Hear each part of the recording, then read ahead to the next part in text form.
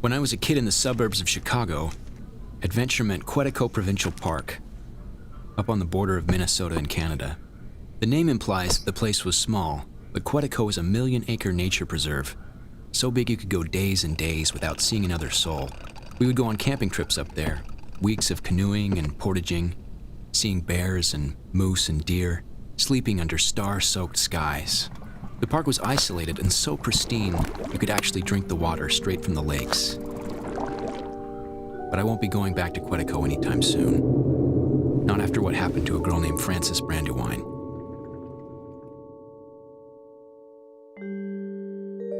Frances was 17 at the time, black-haired and with a reckless nature, determined always to leave the well-trod path, to break new ground and be alone.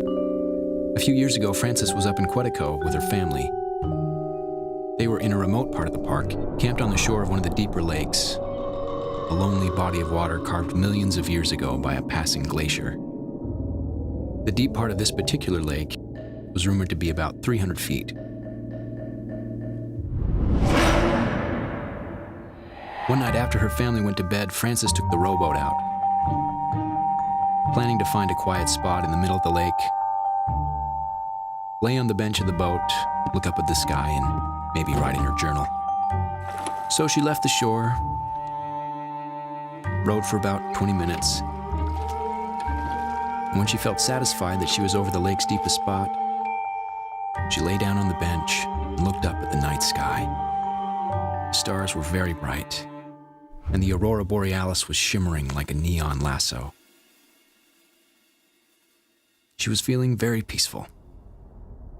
Then she heard something strange. It was like a knock. She sat up, guessing that the boat had drifted to shore and run aground, but she looked around the boat and she was still a half a mile from shore. She leaned over the side to see if she'd hit anything, but she saw nothing. No log, no rocks. She lay back down.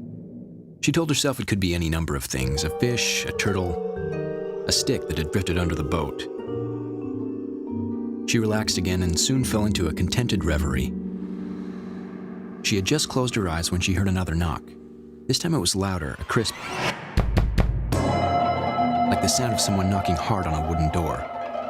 Except this knocking was coming from the bottom of the boat.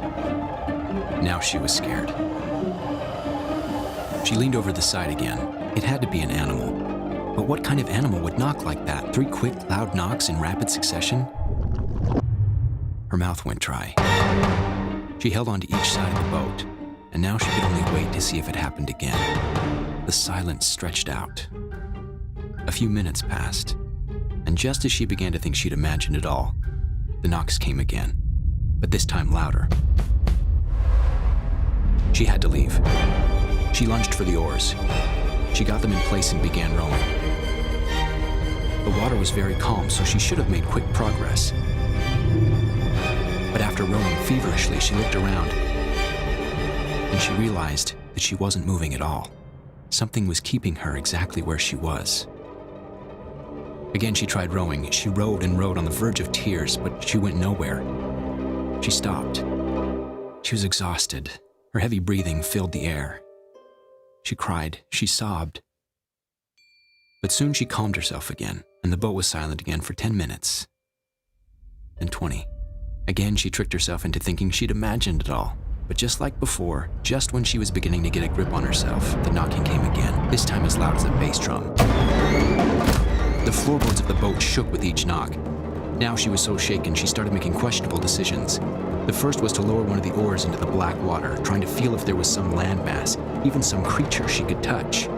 As soon as the oar broke the water's surface, though, she felt a strong, silent tug at the other end, and the oar was pulled under. She screamed. She jumped back.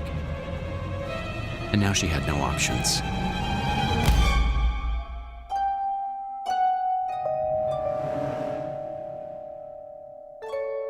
All she could do was sit and hope and wait. Wait for the morning to come. Wait for whatever was going to happen to happen. The knocking went on through the night. She passed the time writing in her notebook. And it's only because of this notebook that we know what happened that night. Frances can't tell us. She was never seen again. The boat was found on shore the next day, empty but for the journal. On those pages were her frantic jottings, all written in her distinctive handwriting, all but the last page. When the journal was found, that page was still wet, and on it were 4 words, looking as if they'd been written quickly with a muddy finger. They said, "I did knock first,